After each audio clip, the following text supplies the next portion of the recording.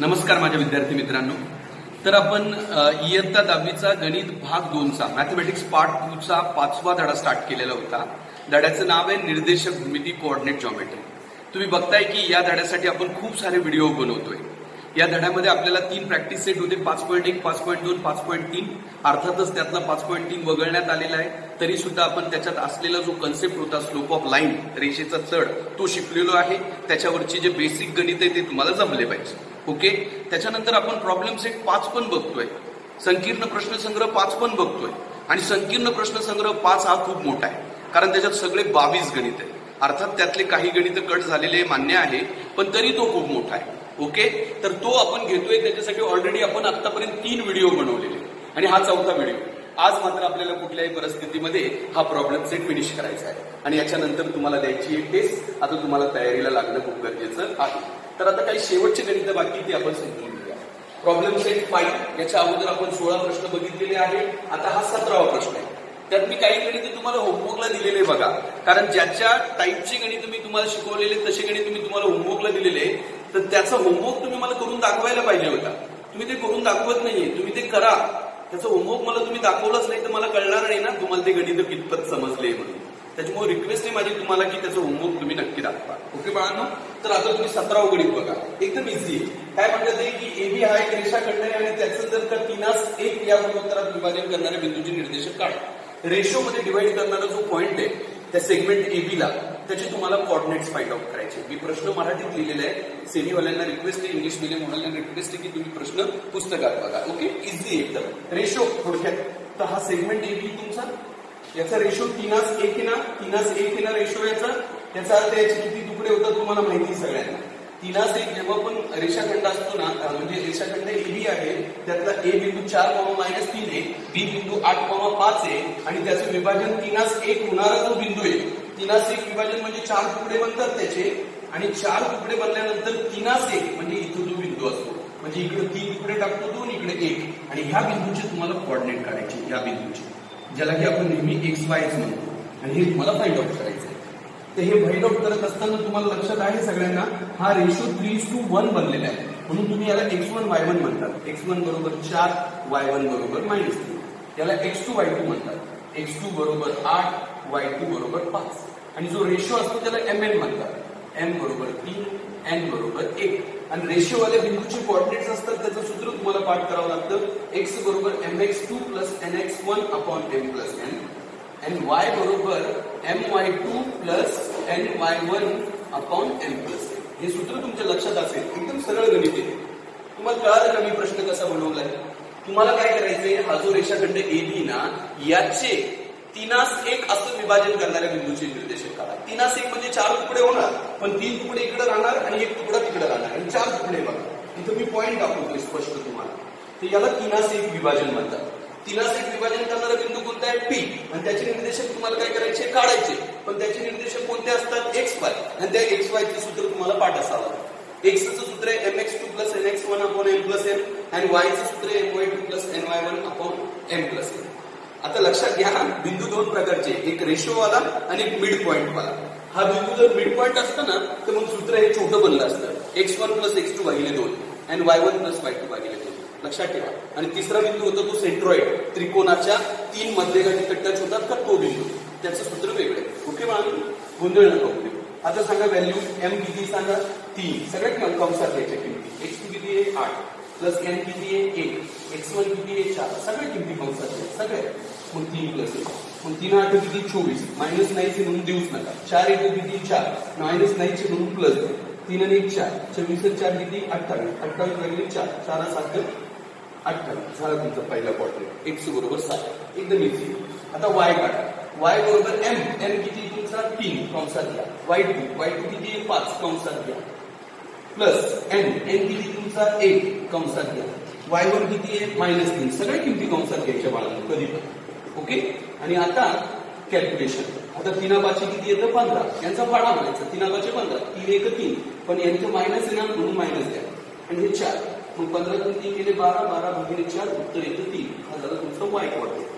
म्हणून तुम्ही रिमार्क द्या. म्हणून त्या इष्टबिंदूचे निर्देशक, इष्टबिंदू म्हणायचे त्याला नेहमी, इष्टबिंदूचे निर्देशक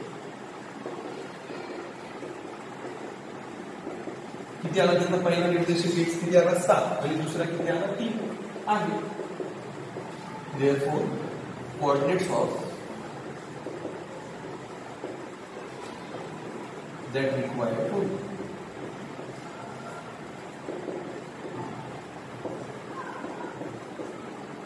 are 7,3. इझी नाही एकदम, जमेल ना बाळांनो, अवघड नाही अजिबात. इथं तुम्ही किती प्रॅक्टिस केली अगोदर.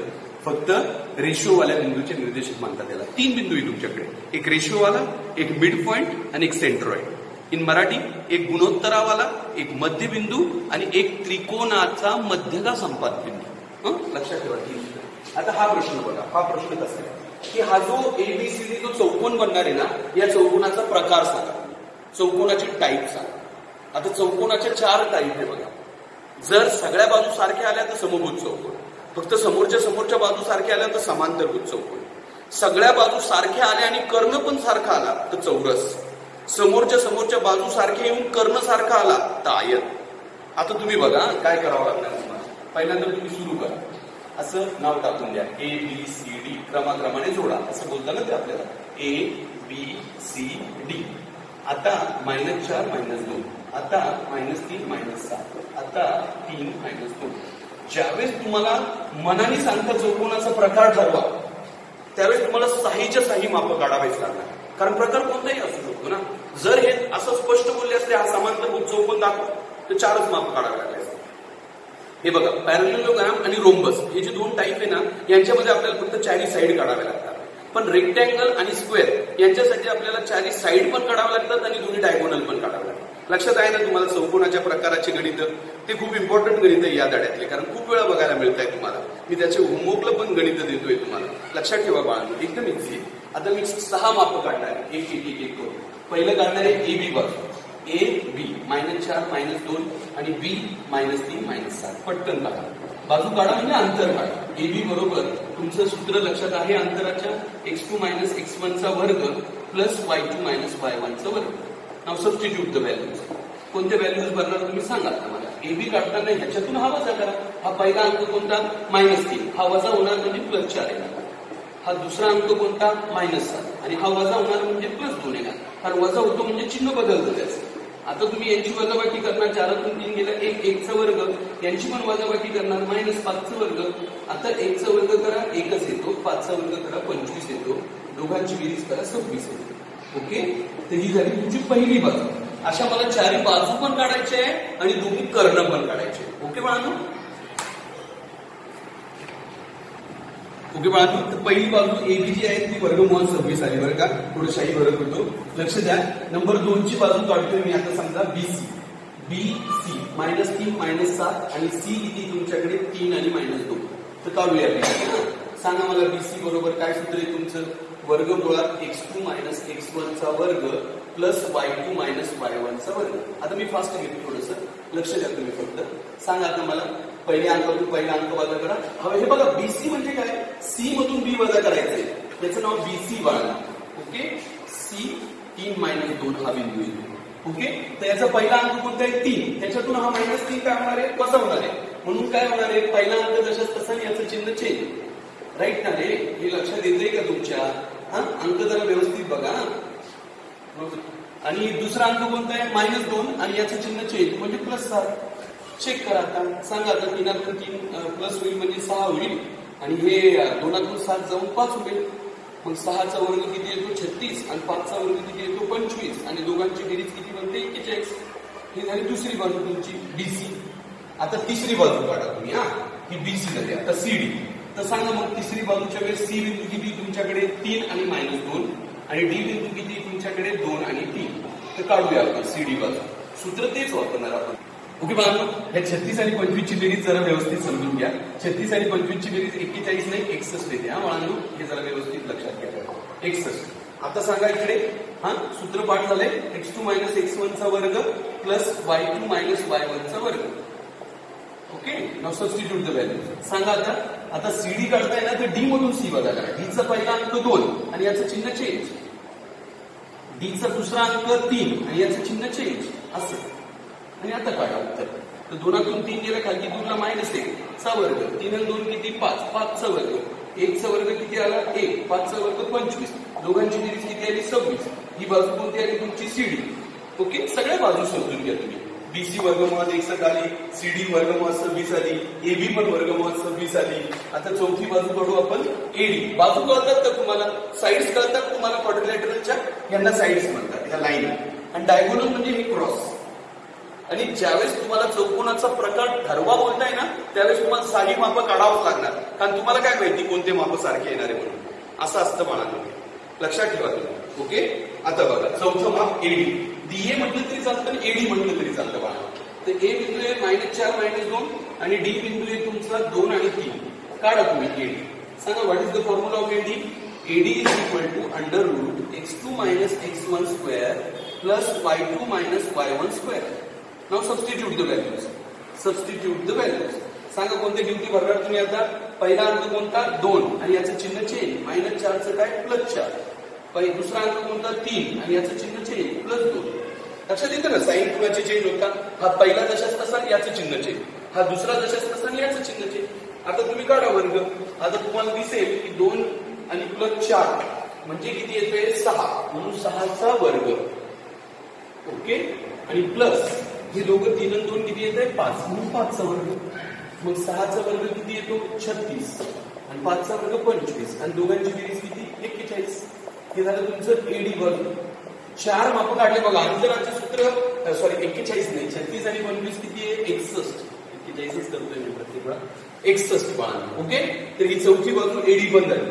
आता राहिलंय 5वं माप कर्णाचं. कर्ण कोणता पहिला एसी. ए बिंदू कोणता आहे -4 - 2 आणि सी बिंदू कोणता आहे तुमचा 3 - 2. आता कर्ण पण काढा. का काढायची कर्ण? कारण कर्ण जर सारखे आले तर मग तो आयत असणार. आता का बरं? कारण याच्या दोनच बाजू सारख्या आहे बघा, समोरच्या समोरच्या. एबी ला सारखी कोण आहे सीडी, कारण सीडी सुद्धा वर्गमुळात किती आलेले आहे 26. सीडी सुद्धा वर्गमुळात किती आलेले 26. एबी सुद्धा वर्गमुळात 26 आलेले आहे. याचा अर्थ एबी आणि सीडी सारखी बाजू आहे. आणि बीसी आणि एडी सारखी आहे, कारण बीसी वर्गमुळात 61 आणि एडी सुद्धा वर्गमुळात 61. सगळं बघावं लागेल मला तुम्हाला. चारी बाजूमध्ये या समोरच्या समोरच्या सारख्या आल्या, पण समोरच्या समोरच्या सारख्या असलेल्या बाजूचा जो चौकोन असतो ना, त्याला आयत पण म्हणतात आणि त्याला समांतरभुज चौकोन पण म्हणतात. मग त्याला आयत कधी म्हणणार? जर कर्ण सारखे झाले तर. आणि त्याला समांतरभुज चौकोन कधी म्हणणार? जर कर्ण वेगळे निघाले तर. म्हणून कर्ण पण काढावे लागतात. आता कर्णावर डिपेंड करणार सगळं. कर्ण सारखे आले तर आयत म्हणावं लागेल, रेक्टँगल. आणि कर्ण वेगळे आले, डायगोनल जर डिफरंट आले तर मग मात्र तुम्ही त्याला पॅरलेलोग्राम म्हणणार फक्त. लक्षात ठेवा. ओके, म्हणून कर्ण काढावे लागतात. पहिला कर्ण एसी काढू. सूत्र तेच आहे तुमच्याकडे, x2 - x1 चा वर्ग प्लस y2 - y1 चा वर्ग. सांगा पहिली व्हॅल्यू कोणती तुमची? एसी म्हणजे सी मधून ए वजा करा, याच्यातून हा वजा करा, याच्यातनं पहिला अंक 3, याचं वजा करा म्हणजे +4, याचा दुसरा अंक -2, याचं चिन्ह चेंज करा म्हणजे +2. मग खाली या 3 आणि 4 किती बनले 7, 7 चा वर्ग आणि ह्या दोघांची वजाबाकी 0 म्हणून वर्ग, म्हणून 7 चा वर्ग किती येतो 49 आणि परत त्याच 49चं उत्तर किती येतं 7. हा 0 लिहायची गरज नाही. हा तुमचा पहिला कर्ण आला एसी. आता दुसरा कर्ण कोणता काढायचा आहे तुम्हाला? बीडी. बी आणि डी. मग सांगा बी माप किती तुमच्याकडे? बी माप किती तुमच्याकडे -3, -7 आणि डी माप किती तुमच्याकडे 2, 3. परत काढा बीडी तुम्ही आता असाच. ओके, म्हणून बीडी बरोबर वर्गमुळात x2 - x1 चा वर्ग प्लस y2 - y1 चा वर्ग. Now substitute the values. परत बीडी काढताना डी मधून बी वजा करा. हा डी जो आहे ना, पहिला अंक 2, हा वजा म्हणजे +3, हा दुसरा अंक 3, हा वजा म्हणजे +7. असं एकदम सिंपल पाळलं. 2 आणि 3 किती 5, 5 चा वर्ग, 7 आणि 3 10, 10 चा वर्ग, 5 चा वर्ग 25, 10 चा वर्ग 100, दोघांची बेरीज 125. याचं काही उत्तर निघत नाही. झालं, हा कर्ण बीडी आला. ते इथं कळून गेलं आपल्याला की कर्ण सारखे नाहीये, कारण ह्या कर्णाची किंमत 7 आहे आणि ह्या कर्णाची किंमत 125 आहे.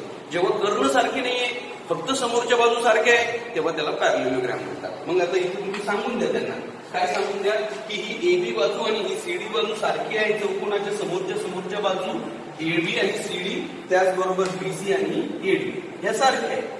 आणि कर्ण एसी आणि कर्ण बीडी सारखा नाही, नॉट इक्वल टू. कर्ण म्हणजे इंग्लिश मध्ये डायगोनल कर्ण एसी आणि कर्ण बीडी सारखा नाही. नीट बघा, थोडस जागा संपली माझ्याकडे. हे लिहिल्यानंतर आता तुम्हाला फक्त रिमार्क द्यायचा आहे. काय रिमार्क द्यायचा आहे आता इथे की चौकोनाचा प्रकार काय, समांतरभुज चौकोन, म्हणून हा चौकोन समांतरभुज चौकोन आहे. दिस क्वाड्रिलॅटरल इज अ पॅरलेलोग्राम. का बरं पॅरलेलोग्राम, परत एकदा समजून घ्यावं लागेल. कारण ही एबी आणि सीडी कशी आली सारखी, आणि ही बीसी आणि ही एडी कशी आली सारखी. समोरच्या बाजू सारख्या आलत्या, पण समोरच्या बाजू सारख्या असलेले दोन चौकोन असतात. एक पॅरलेलोग्राम आणि एक रेक्टँगल. एक समांतरभुज चौकोन आणि एक आयत. मग समांतरभुज चौकोन कधी असतो आणि आयत कधी असतो, जेव्हा कर्ण सारखे असेल तेव्हा तो आयत असतो, आणि जेव्हा कर्ण वेगळे असतात तेव्हा तो समांतरभुज चौकोन असतो. म्हणून याचे कर्ण आपल्याला काढावे लागतात, आणि कर्ण आपल्याला कसे दिसले, वेगळे. म्हणून मला याला काय म्हणावं लागलं, पॅरलेलोग्राम. ओके, मोठा प्रश्न आहे, जरा समजून घ्या. ओके बाळांनो, ओके बाळांनो, हा एक प्रश्न आहे बघा. इथे स्टार मारला, याच्यावरून समजून घ्या तुम्ही. जे पण स्टार मारलेले प्रश्न असतात ना बाळांनो, ते जरा थोडेसे जास्त विचार करायला लावणारे प्रश्न असतात. लॉजिकल क्वेश्चन्स म्हणतात त्यांना. ओके, आता प्रश्न असा आपण अगोदर सेम बघितलाय बरं का. ते काय बोलताय की एबी हा एक रेषाखंड आहे आणि त्याचे 5 इक्वल पार्ट झालेले. तर ह्या प्रत्येक बिंदूचे निर्देशक आपण काढायला शिकलेलो आहे, पण तेव्हा आपल्याला ए आणि बी माहिती होता. आता त्यांनी मध्येच क्यू आणि एस देऊन ठेवला. मध्येच क्यू आणि एस देऊन ठेवला, म्हटले काय, ए पी आर बी काढ.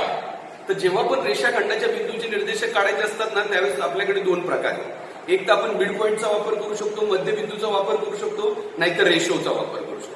तर साहजिकच आहे, जर तुम्हाला जर का थोडंसं पण लॉजिक लावता येत असेल, डोकं लावता येत असेल, तर तुम्हाला कळेल सगळ्यात पहिल्यांदा आर बिंदू कळणार आहे आपल्याला. कोणताही काढा मागे पुढे, असं काही गरजेचं नाही की एच पहिल्यांदा भेटेल. आर भेटला तरी चालेल. सांगा आर भेटू शकतो की नाही, कारण आर तुम्ही क्यूएसचा काय म्हणू शकता, मिड पॉईंट. आणि मिड पॉईंट म्हटले की मिड पॉईंट काढा. आणि जो पण बिंदू काढायचा त्याला एक्स वाय म्हणतो आपण समजा, किंवा त्याला एक्स वाय जरी नाही म्हटलो तरी आपल्याला लक्षात घ्यायचंय की जो मध्ये बिंदू येतो त्याला एक्स वायच म्हणतात. ओके, तुम्ही सांगा आता पहिल्यांदा आर काढायचा आहे, तर आर त्याला एक्स वाय म्हणू आपण. हा क्यूएसचा मध्यबिंदू आहे.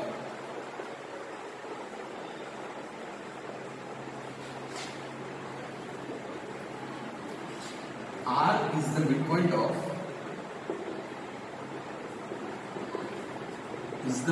of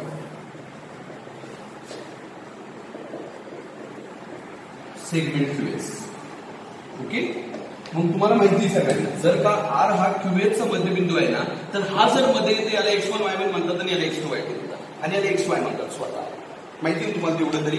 मग तुम्ही सांगा मला x1 बरोबर किती 12, y1 बरोबर किती 14, x2 बरोबर किती 4 आणि y2 बरोबर किती 18, आणि मध्यबिंदूचा फॉर्म्युला वापरा. x बरोबर x1 प्लस x2 भागिले 2. मग x1 किती तुमच्याकडे 12, x2 किती तुमच्याकडे 4. अंक नीट बघा, 12 आणि 4 किती 16, 16 भागिले 2, उत्तर किती 8. x झाला तुमचा. y काढा, y बरोबर y1 प्लस y2 भागिले 2. y1 किती तुमच्याकडे 14, y2 किती आहे 18, भागिले किती आहे 2, 32 भागिले किती 2, उत्तर किती आलं 16 झाला. हा तुमचा कोणता बिंदू झाला, आर बिंदू. तुम्ही आर बिंदूचे निर्देशक लिहून टाका. असं निर्देशकासाठी आपण 3 रेषांचा वापर करू. आजकाल तुम्ही करत नाही, पण आपण करू. 8 आणि 16 हा झाला आपला पहिला बिंदू. एका बिंदूसाठी एक गणित करावं लागणार, आणि मी कोणताही पहिल्यांदा काढू शकतो. A P R S Q आणि एस आहे आपल्याकडे. ए पी आर बी कोणताही काढा तुम्ही, पण साहजिकच पहिल्यांदा आर काढणं योग्य होतं, म्हणून आर काढला आपण. तर आरचे कॉर्डिनेट्स करून दिले आपल्याला. आता पहिला कॉर्डिनेट 8 आहे आणि दुसरा 16 आहे. जे कॉर्डिनेट नंतर निघणारे मी त्यांना ब्लू पेनने लिहितो. ते काय आपल्याला दिलेले नाही. ओके, आता तुम्ही दुसरं गणित कोणतं करू शकता, तुम्ही सांगा मला कोणता बिंदू काढणं योग्य राहील तुमच्यासाठी. आता तुम्हाला बी पण काढता येऊ शकतो, पण बी काढताना तुम्हाला या आर एस चा mid point, sorry R B चा मिड पॉईंट एस म्हणावा लागेल. आणि आता उलट गणित तयार होईल, कारण मिड पॉईंट माहिती राहील आणि बी पॉईंट काढावा लागेल. समजतंय का तुम्हाला सगळ्यांना, लक्षात घ्या तुम्ही. ओके, म्हणजे तुम्ही जर काही इथं विचार केल्यानंतर एस आर एस हा कुणाचा मध्यबिंदू म्हणावा लागेल तुम्हाला, आरबीचा. आणि हा मध्यबिंदू म्हणून हा एक्स वाय बनेल, हा x1 y1 बनेल, आणि हा x2 y2 तुम्हाला काय करावं लागेल, काढावं लागेल. लक्षात घ्या तुम्ही कशी स्टेप बनते बघा. हे दुसरं गणित बघा. S is the midpoint of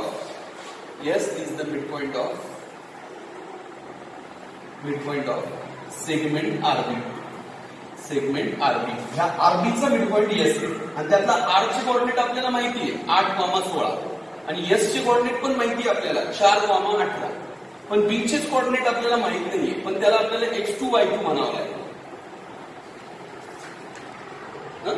किंवा मी हे ना डायरेक्ट असा प्रश्न बनवू आपण लागलं असतं. आपल्याला कळून गेलं ना तो मिड पॉईंट आहे म्हणून.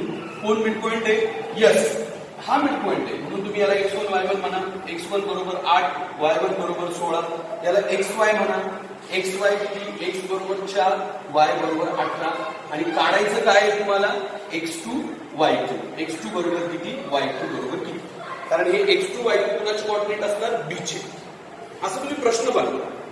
आता इथं काय होतं माहिती का? Q आणि S च्या वेळेस R हा मिड पॉईंट होता म्हणून तुम्ही याला x1 y1 म्हटले, याला x2 y2 म्हटले आणि याला xy म्हटले आणि डायरेक्ट xy काढलं.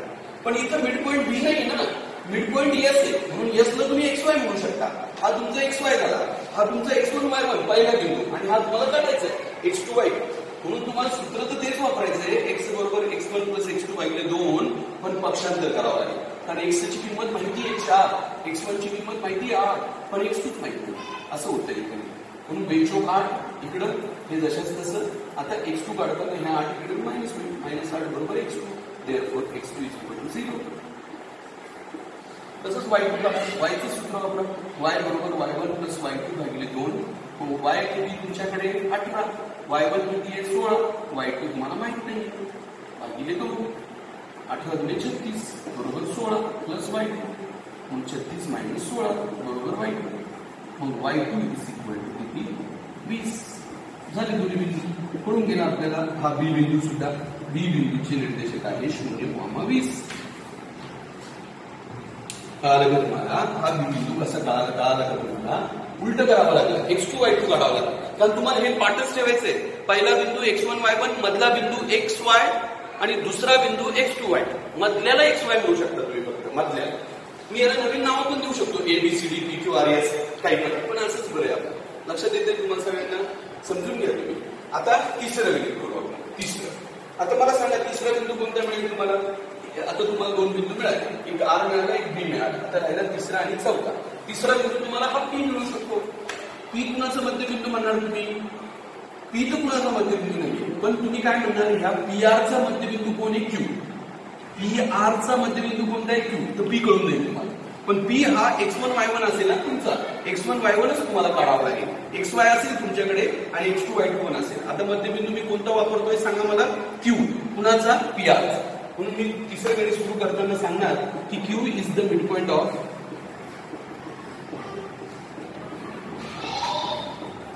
Segment PR. म्हणजे Q हा रेख PR चा मध्यबिंदू आहे. कळतंय ना रे बाळांना? तर जो मध्यबिंदू असतो तो XY असतो. मध्यबिंदू कोण आहे? मध्यबिंदू कोणता आहे? Q. कुणाचा मध्यबिंदू आहे? PR चा. मग तुम्ही याला XY म्हणणार आहे आणि याला x2 y2 म्हणणार आहे. तुम्ही आता सांगा मला. मग आता x बरोबर किती येतं तुमचं? 12. y बरोबर किती येतं? 14. आणि x2 बरोबर किती येतं तुमचं? 8. आणि y2 बरोबर किती येतं? 16. आणि काढायचं यावेळी x1 आणि y1 असणार आहे तुम्हाला. कारण पहिला बिंदू काढायचा म्हणजे x1 y1, मधला बिंदू काढायचा म्हणजे xy आणि दुसरा बिंदू काढायचा म्हणजे x2 y. लक्षात ठेवा तुम्ही. First point is x1 y1, middle point is xy and the last one is the x2 y2. Okay. आता इथं मिडल पण माहिती आहे, लास्ट पण माहिती, पहिलाच नाही म्हणून x1 y1 काढायचं आहे. आणि सूत्र तेच आपलं काय की x बरोबर x1 प्लस x2 भागिले 2. Now for the values x is equal to 12, x1 माहित नाहीये, x2 8 भागिले 2, 12 गुणिले 24, 24 is equal to x1 plus 8. 24 minus 8 is equal to x1 and therefore x1 is equal to 16. आता झाला तुमचा x1. आता y चे सूत्र वापरा. y is equal to y1 plus y2 divided by 2. y किती तुमच्याकडे इथे 14, y1 किती आहे माहित नाही, y2 किती आहे 16 upon 2. Now multiply. 28 is equal to y1 plus 16. Now 28 minus 16 is equal to y1 and hence y1 is equal to 12. याचा अर्थ तुम्हाला आता तो बिंदू पण कळून गेला. कोणता तो? P बिंदू. काय आहे P बिंदूचे निर्देशक? 16,12.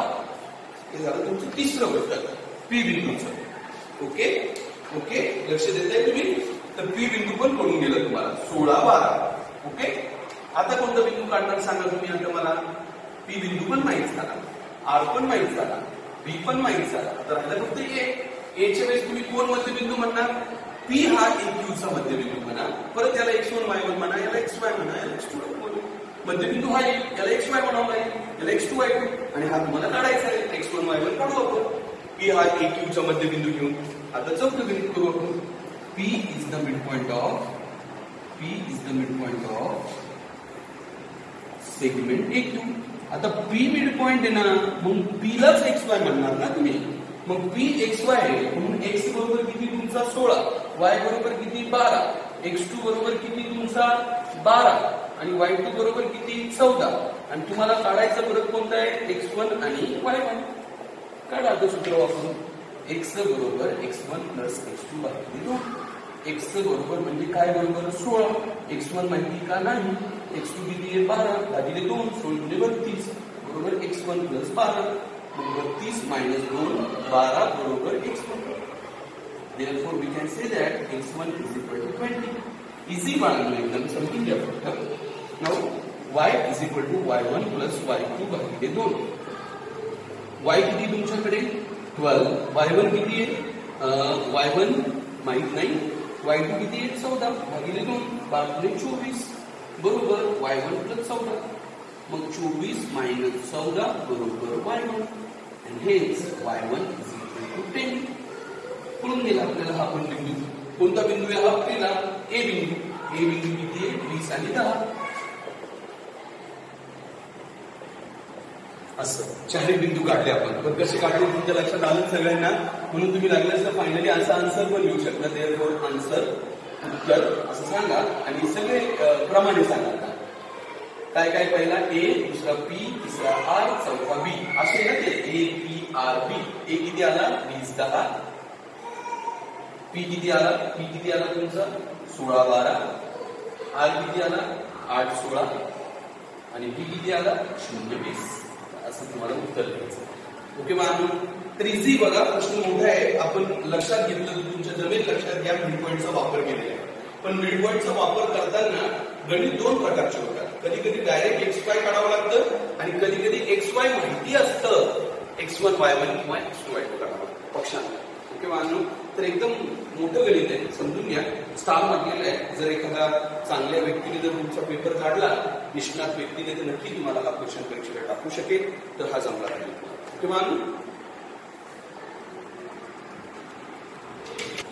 ओके बाळांनो, तर आता मी पुढचं गणित घेतोय. 20व्या नंबरचं गणित आहे बघा, व्हेरी इम्पॉर्टंट. आता हे शेवटचं गणित घेतोय मी. तसे 22 गणित आहे, मी तुम्हाला अगोदरपासून सांगत आलेलो आहे. पण राहिलेले जे 2 गणित आहे ना, ते सिलेबस मधून कट करण्यासारखे गणित आहे, कारण ते पण स्लोपवर अवलंबून आहे, रेषेच्या चढावर. म्हणून आपण हे 20च प्रश्न बघतोय आता. 21 आणि 22 आपण काही बघणार नाही आहोत. 20 प्रश्न जे आहे ते तुम्हाला समजून घ्यायचे. त्यातला पण 9वा आणि 10वा कट झालेला आहे. म्हणजे सगळे प्रश्न किती राहतात, फक्त 18. पण 18 प्रश्न पण खूप मोठी गोष्ट आहे बाळांनो. हे सगळे प्रश्न ज्यावेळेस तुम्हाला जमतील ना, त्याच वेळेस खऱ्या अर्थाने तुम्हाला या धड्यामध्ये आउट ऑफ मार्क मिळू शकता, अदरवाईज नाही. ओके, आता या धड्याची टेस्ट होणारच आहे, तुम्ही तयारीला लागा. हा आपला या धड्याचा शेवटचा व्हिडिओ आहे. आपण प्रॉब्लेम सेट साठी 4 व्हिडिओ बनवलेले आहेत. ते 4ही व्हिडिओ नीट बघत राहा. ओके बाळांनो, तर आता हा प्रश्न परत एकदा आलाय बघा. हा प्रश्न खूप वेळा आलाय. असा एक प्रश्न मी तुम्हाला सॉल्व्ह करून दाखवलाय, 2 सॉल्व्ह करून दाखवलेले, एक प्रॅक्टिस सेटमध्ये आणि एक प्रॉब्लेम सेटमध्ये. आणि तुम्हाला एक होमवर्कला पण दिलेला होता मी. हा काय आहे, हा की एक ट्रायंगल आहे तुमच्या जवळ, आणि त्या ट्रायंगलच्या बाहेरून जाणारं जे सर्कल आहे ना, त्याचे कॉर्डिनेट्स, सर्कलच्या सेंटरचे कॉर्डिनेट तुम्हाला काढायचे असतात. हे बघा, हा ट्रायंगल आहे तुमच्याकडे PQR, ज्यातल्या ह्या P बिंदूचे निर्देशक तुम्हाला माहिती 6 and -6, Q चे निर्देशक माहिती 3 and -7, R चे कॉर्डिनेट माहिती आहे 3, 3, आणि याच्या ह्या तिन्ही व्हर्टेक्स मधून जाणारा जो एक सर्कल आहे, या सर्कलची जी एक सेंटर आहे, या सर्कलचं सेंटर कुठं असणार, इथे. तर ह्या सेंटरचे तुम्ही कॉर्डिनेट काढू शकता. या सेंटरचे तुम्हाला कॉर्डिनेट काढायचे. समजा त्याला आपण O बोलतो, तर त्या O चे कॉर्डिनेट तुम्हाला काढायचे. ओके, त्याला XY म्हणू आपण. ओके, तर याचे निर्देशक तुम्हाला काढायचे याचे. तर याच्या निर्देशकाचं कुठलं सूत्र नाही सर, आहे ना x1 + x2 + x3 आहे. x1 x2 x3 वाला जो त्रिकोण आहे ना, तो असा वर्तुळावाला त्रिकोण नसतो, तो साधा त्रिकोण असतो. आणि त्या त्रिकोणात ह्या अशा 3 मेडियन असतात. मेडियन आल्यावरती तुम्हाला ह्या x आणि y चं सूत्र आहे.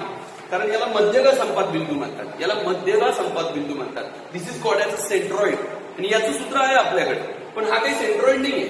हा काय आहे? सेंटर ऑफ सर्कल आहे. याला सर्कम सर्कल म्हणतात आणि त्या सर्कम सर्कलचा हा सेंटर आहे म्हणून याला सर्कम सेंटर म्हणतात. सर्कम सेंटर, परिकेंद्र. हे परिवर्तुळ आणि हा परिकेंद्र. तर याची निर्देशक तुम्हाला काढायची. तर याची निर्देशक काढण्याची एकच ट्रिक आहे फक्त बाळांनो, ही त्रिज्या जोडा, ही त्रिज्या जोडा आणि ही त्रिज्या जोडा. आणि तिन्ही त्रिज्या एकमेकींना कशा घ्या? सारख्या. पहिली त्रिज्या आपण ओपी घेऊ किंवा पीओ घेऊ, काही पण म्हणा तिला. पीओच नाव घेतो मी, कारण हे नाव अगोदर घेतलं की तुम्हाला ती सबट्रॅक्शनचा प्रॉब्लेम होईल. म्हणून तुम्ही पीओ आणि आरओ या तिन्ही त्रिज्या सारख्या घ्या. पीओ बरोबर क्यूओ बरोबर आरओ. आता या तिन्ही त्रिज्या सारख्या. आता आपल्याला काय करावं लागतं? कोणत्या तरी दोन त्रिज्या सारख्या पकडून एक समीकरण बनवावं लागतं. परत कोणत्या तरी दोन त्रिज्या सारख्या पकडून दुसरं समीकरण बनवावं लागतं. आणि त्या समीकरणांना परत आपल्याला सोडवावं लागतं, तेव्हा आपल्याला एक्स वायची किंमत मिळते. आता हे शेवटचं गणित तुम्ही नीट बघून घ्या. आणि असंच एक गणित तुम्हाला होमवर्कला अगोदरच दिलेलं आहे, ते तुम्ही परत करून बघा. ओके बाळांनो? तर बघा आता मी दोन माप कोणते सारखे घेणार? एक पीओ आणि दुसरे घेणार क्यूओ. आता हे अंतर आहे बाळांनो. पीओ हे एक अंतर आहे. अंतराचं सूत्र वापरणार मी इथे. पहिल्या अंतराचं सूत्र काय तुम्हाला माहित झालेलं आहे सगळ्यांना. x2 मायनस x1 चा वर्ग प्लस y2 मायनस y1 चा वर्ग. हे अंतराचं सूत्र आहे. इकडे पण तेच असतं. x2 मायनस x1 चा वर्ग प्लस y2 मायनस y1 चा वर्ग. नाव पहिल्यांदा काय म्हणायचं? वर्ग करू असं म्हणायचं. वर्ग करू, टेकिंग स्क्वेअर. टेकिंग स्क्वेअर म्हणायचं आणि याच्या दोघांचे पण स्क्वेअर रूट काय करून टाकायचे? काढून टाकायचे. टेकिंग स्क्वेअर म्हणायचं. हा, स्क्वेअर रूट नाही बाळा, स्क्वेअर. मग याचे वर्गमूळ काढून टाकायचं. x2 मायनस x1 चा वर्ग प्लस y2 मायनस y1 चा वर्ग. नीट बघावं लागेल तुम्हाला परत. इकडे सुद्धा x2 मायनस x1 चा वर्ग प्लस y2 मायनस y1 चा वर्ग. आता याची किमती भराव्या लागतात आपल्याला. आठवतं का तुम्हाला सगळ्यांना किमती कशा भरतात? पीओ आहे ना, म्हणून ओ मधून पी वजा करा. ह्या ओतून हा पी वजा करा. याचा पहिला अंक कोणता? एक्स. आणि याचा पहिला अंक 6 आहे, तो वजा 6 मध्ये चिन्ह चेंज होतं त्याचं. याचा दुसरा अंक कोणता? वाय. आणि याचं चिन्ह चेंज करा. मायनस 6चं काय? प्लस 6. असं करावं लागतं बघा मला. हा, पीओ आहे ना, म्हणून ओ मधून पी वजा करा. ओ मधून पी वजा करा इकडच्या साईडला. आणि इकडच्या साईडला क्यूओ आहे. क्यूओ म्हणून ओ मधून क्यू वजा करा. ओचा पहिला अंक एक्स आणि याला 3 ला काय करा? मायनस 3 करा. हा वाय आणि याला मायनस 7चं काय करा? प्लस 7. असं ते बनतं. म्हणून इकडे एक्स मायनस 3 आणि वाय प्लस 7. बस झालं. ज्याला ह्या किमती भरता येतात ना त्याला सगळं जमतं. मला परत दाखवतो मी तुम्हाला. पीओ, पी किती तुमचा? पी किती आहे? 6 मायनस 6. ओ किती आहे? X Y. मग आता तुम्ही पीओ काढतात ना, पीओ, त्यावेळेस हा पहिला एक्स इथे घ्या आणि याचं चिन्ह चेंज करा. हा वाय इथे घ्या आणि याचं चिन्ह चेंज करा. अंतराचं सूत्र तसं क्यूओचं करायचं सेम टू सेम. आणि बाकी एक टेक्निक लक्षात ठेवा. वर्ग कसा काढता सांगा बरं. वर्ग पहिल्याचा वेगळा वर्ग, दुसऱ्याचा वेगळा वर्ग, 6चा वर्ग 36. जरी मायनस असलं तरी 36च येतो तो. ह्याचा वर्ग एक्सचा वर्ग, याचा वर्ग प्लस 36 आणि ह्याचा तिघांचा पाढ आणि ह्या दोनचा पाढा. असा पाढ बेस 12. पण ते मायनस म्हणून मायनस 12 आणि एक्स कारण साहेबने 12 एक्स असं. कळालं का? हा वर्ग कसा निघाला? हा कंसाचा वर्ग काढताना 3 पदं येतात. पहिल्याचा वर्ग, दुसऱ्याचा वर्ग, तिघांचा पाढा. तसं याचं काढा. वायचा वर्ग, 6चा वर्ग 36, तिघांचा पाढा 12. ओके, तसं याचा काढा. एक्सचा वर्ग, 3चा वर्ग 9, तिघांचा पाढा मायनस 10. वायचा वर्ग, 7चा वर्ग 49, तिघांचा पाढा 14. एवढं मोठे वाढ. लक्षात घ्या. पुढे वाय येतं, पुढे 14 येतं, पुढे काय येतं. आता याच्यात कट कोण होणार आहे? हा एक्स वर्ग, हा वाय वर्ग, हा एक्स वर्ग, हा वाय वर्ग कट. आता सगळे एक्स आणि वाय एका साईडला आणावे लागतात. आता आपण काय करू? हा मायनस 12x बरं का? मायनस 12x आणि हा प्लस 12y आहे. आणि हे दोघं 36 आणि 36 मिळून किती बनले? 72. इकडची साईड झाली बरं का? हा मायनस 12x, हा प्लस 12y आणि 36 आणि 36 72. इकडे पण हा मायनस 6x, हा प्लस 14y, 14y आणि हे दोघं मिळून 9 आणि 49 मिळून किती बनले? 58. असं करावं लागेल. आता एक्स एका साईडला आणा थोडंसं. हे मायनस 12x आहे ना, हे राहू दे जागे. आणि तो मायनस 6x इकडे येऊन काय झाला? प्लस झाला. हा प्लस 12y आहे ना, राहू द्या. आणि तो प्लस 14y इकडे येऊन काय झाला? Minus 14y. आणि हा 58 आहे ना, राहू द्या. हा प्लस 72 तिकडे जाऊन काय होईल? मायनस 72. Side change. कळतंय का तुम्हाला सगळ्यांना? बघा आता थोडंसं परत एकदा लक्षपूर्वक बघा. मी काय केलं? मायनस 12x जागेवर ठेवला. हा मायनस 6x इकडे येऊन प्लस केला. हा प्लस 12y जागेवर ठेवला. हा प्लस 14y इकडे आणून मायनस 14y. हा प्लस 58 जागेवर ठेवला, प्लस 72 तिकडे जाऊन मायनस, म्हणजे एक्स वाय इकडे आणले, अंक तिकडे पाठवला आणि ज्याची साईड चेंज होईल त्याचं साईन चेंज करावं लागेल. याची साईड चेंज झाली का नाही, म्हणून हा तसाच तसा. पण या -6x ची साईड चेंज झाली म्हणून त्याला प्लस करतात, हे तर तुम्हाला माहितीच आहे. आता ह्या दोघं एक्स वाल्यांची वजाबाकी होईल आणि उत्तराला मोठ्या संख्येचं काय येईल चिन्ह. या दोघा वाय वाल्यांची पण वजाबाकी होईल आणि उत्तराला मोठ्या संख्येचं काय येईल चिन्ह. आणि या दोघांची पण वजाबाकीच होईल. 72 मधून 58 काढल्या जाईल तर उरतील 14 आणि मोठ्या संख्येचं काय येईल चिन्ह. जेव्हा सगळ्यांना असे मायनस मायनस येतात ना, तुम्ही त्यावेळी सगळ्यांचे मायनस कट करू शकता. सगळ्यांचं याचं पण मायनस कट, याचं पण मायनसचं प्लस आणि याचं पण मायनसचं काय प्लस, असं करता येतं बाळा. लक्षात ठेवा. 6x मायनस मी सगळ्यांची चिन्ह बदलून टाकले. ह्या मायनसचं प्लस, ह्या मायनसचं प्लस, ह्या मायनसचं प्लस, पण हे प्लस लिहायची गरज नाही, हे प्लस पण लिहायची गरज नाही. आता मी याला समीकरण नंबर 1 म्हणणार, पण आणखी तरी मी ठेवतो याला असंच. याला मी समीकरण 1 नाही म्हणत आहे आणखी पण, कारण जर मला इथे 2 ने भागायची गरज पडली तर मी भागून टाकणार. हा लक्ष द्या तुम्ही. आणखी हे झालं आपलं समीकरण काय कसं होतं लक्षात घ्या तुम्ही. किती होईल आता पहिल्या स्टेपचे 2 अंतर सारखे घ्या, त्रिज्या त्यांचं सूत्र करा, वर्ग करू म्हणा, ते वर्गमूळ कट करा, मग ह्या किमती भरायची टेक्निक नीट लक्षात ठेवा, वर्ग करायची टेक्निक नीट लक्षात ठेवा, एक्स वर्ग वाय वर्ग कट कसा होतो ते लक्षात ठेवा, एक्स वाय एका साईडला आणा, अंक एका साईडला न्या, असं समीकरण बनवा. सेम समीकरण तुम्हाला दुसऱ्या त्रिज्या सारखे घेऊन करावं लागेल. तसेच म्हणायचं, तसेच काय आता क्यूओ आणि आरओ सारखं, क्यूओ आणि आरओ. परत क्यूओ साठी सूत्र लिहा. काय सूत्र, x2 - x1 चा वर्ग प्लस y2 - y1 चा वर्ग. आणि आरओ साठी पण सूत्र लिहा, x2 - x1 चा वर्ग प्लस y2 - y1 चा वर्ग. नाव सबस्टिट्यूट द व्हॅल्यूज. क्यूओ परत ओ मधून क्यू वजा होणार आहे. हे क्यूओ ची लाईन अशीच येणार सगळी आता शेवटपर्यंत. ओके बाळांनो लक्षात ठेवा. पहिल्यांदा वर्ग करू लिहा, वर्ग करू, वर्ग करू म्हणजे टेकिंग स्क्वेअर. टेकिंग स्क्वेअर केले की यांचं वर्गमूळ काय होतं, कट होतं. वर्गमूळ कट. x2 - x1 चा वर्ग प्लस y2 - y1 चा वर्ग. इकडे पण x2 - x1 चा वर्ग प्लस y2 - y1 चा वर्ग. ओके बाळांनो फक्त हेच लक्षात ठेवायला. आता क्यूओ बघा, तुमच्याकडे क्यू बिंदू जो आहे ना तो काय आहे 3 -7 आणि ओ बिंदू जो आहे ना तो आहे xy. आता सांगा मग याचा अंतर काढण्यासाठी तुम्ही जे सूत्र लिहिता त्या सूत्रात किमती कशा भरतात, हा पहिला घेता तुम्ही आणि त्याच्यातून हा वजा करता, वजा 3. दुसरा घेता तुम्ही आणि त्याच्यातून हा परत वजा करता, हा वजाचं काय होऊन जातो मग प्लस होऊन जातो. असं येतं ना ते, लक्षात येते का तुम्हाला.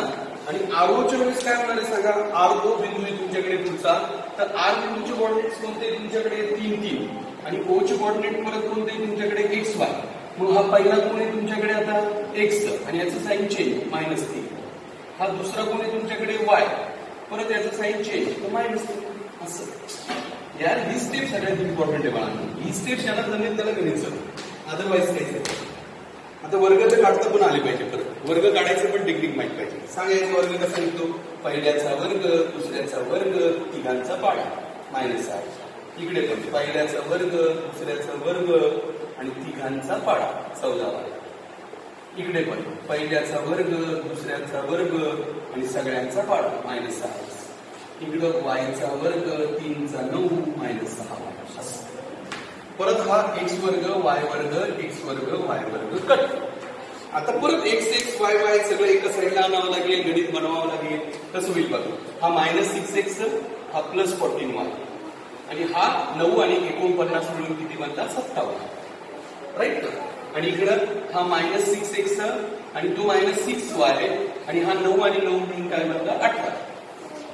आता परत हा -6x जशाच तसं ठेवा, हा -6x इकडे येऊन काय होईल +6x. हा +14y जशाच तसं ठेवा आणि हा -6y इकडे येऊन काय होईल +6y आणि हा 18 तसंच तसं ठेवा आणि हा +57 इकडे येऊन काय होईल -57. ओके बाळांनो, हे 49 आणि 9 किती आहे 58. 58 घ्यायचं 58. ओके बाळांनो, तर हे +58 तिकडे जाऊन काय होईल -58. लक्ष द्या. आणि आता क्रिया कशा होतात बघा, ह्या -6x आणि +6x यांची क्रिया होणारच नाही, कारण ती कट होऊन जाईल 0 होईल. 14 आणि 6 किती वाय बनतील 20y आणि इकडे 18 आणि 58 ची वजाबाकी होईल. वजाबाकी केली तर 40 येईल, मोठ्या संख्येचं काही चिन्ह. एवढा मजाच झाली, कारण समीकरण तर बनलं नाही, डायरेक्ट वायची किंमत निघलं. हा एक्स कट झाल्यामुळे असं होऊ शकलं बरं का. आता मी याला डायरेक्ट समीकरण नंबर 1 देऊन टाकतो. आणि इकडे समीकरण नंबर 2 द्यायची गरजच पडली नाही आपल्याला, डायरेक्ट किंमत मिळू लागली वायची. वाय बरोबर -40/2 आणि वाय बरोबर -2 सॉरी 20 आणि -2.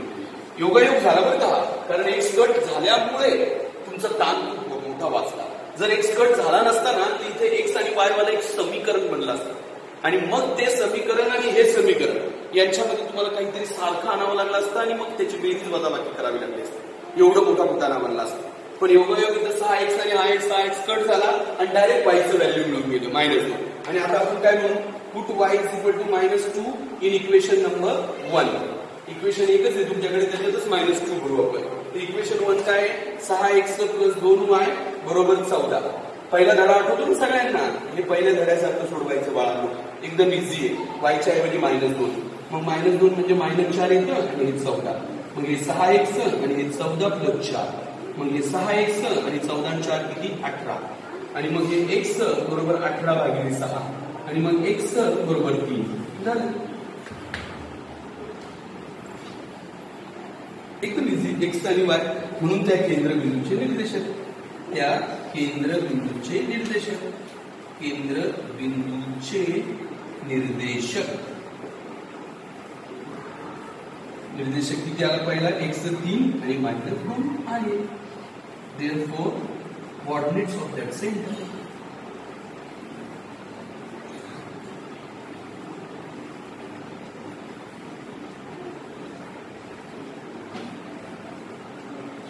नीट बघा उत्तर, लक्ष द्या बाळांनो, एकदम एकदम जबरदस्त गणित आहे. आणि आतापर्यंत हे 3 वेळा आलंय गणित, 3 नाही आता 4 वेळ झाली याची. 4थं गणित आहे तुमचं या टाईपचं. परिकेंद्राचे निर्देशक म्हणतात याला, हा कोऑर्डिनेट्स ऑफ सर्कम सेंटर. तर एक गणित मी तुम्हाला होमवर्कला दिलेलं आहे, ते नक्की करा तुम्ही हा बाळांनो, आणि मला दाखवा सोडून. तर आता लक्षात घ्या, आज आपण 20वा प्रश्न पण घेतलेला आहे. नीट समजून घ्या तुम्ही, हा प्रश्न तुमच्या लक्षात येतच असेल. आता सगळ्यात महत्वाची सूचना, हा आपला 5वा धडा संपलेला आहे बाळांनो. 5वा धडा आपला पूर्ण फिनिश झालेला आहे. आतापर्यंत जेवढे व्हिडिओ बनवलेले, जवळपास 12 ते 13 व्हिडिओ झाले या धड्याचे. ते सगळे व्हिडिओज नीट बघा, परत नीट बघा आणि टेस्टची चांगली तयारी करा. टेस्ट केव्हा असेल मी हे तुम्हाला व्हॉट्सअपवरती मेसेज करून सांगेन. ओके बाळांनो, तर शेवटचा व्हिडिओ बघा. यात मी काही होमवर्क तर दिलेलं नाहीये, पण अगोदरच्या व्हिडिओत जो होमवर्क दिलेला आहे तो मला नक्की दाखवा आणि अभ्यासाला लागा. आणि तुम्हाला काही अडचण असेल ना, आता तुम्ही डायरेक्ट क्लासपर्यंत येऊ शकता. फोन पण करायची गरज नाही, तुम्ही मला या भेटायला केव्हा पण, एनी टाइम. फक्त फोन करून या की आम्ही येतोय सर काही अडचणी विचारायला, तर डेफिनेटली यू कॅन कम. आणि सगळ्यात महत्वाची सूचना की तुम्ही प्लीज आता तुमच्या आईवडिलांना रीतसर बोला आणि फीस भरा. तुमच्याकडे मागच्या काही 9च्या फीस असतील तर त्या पण भरा आणि 10च्या पण फीस भरा. लक्षात ठेवा, तुम्ही फीस भरली तरच आपली ही जी सायकल आहे ती व्यवस्थित चालेल. अदरवाईज तुम्ही जर फीस भरायला टाळाटाळ केली की मग इकडे सुद्धा थोडंसं डळमळीत होऊन जाईल व्यवस्थापन. ओके बाळांनो, त्याच्यामुळे फीस भरायला तुम्ही तुमच्या आईवडिलांना नक्की कन्व्हिन्स करा आणि फीस लवकरात लवकर जमा करा. ओके.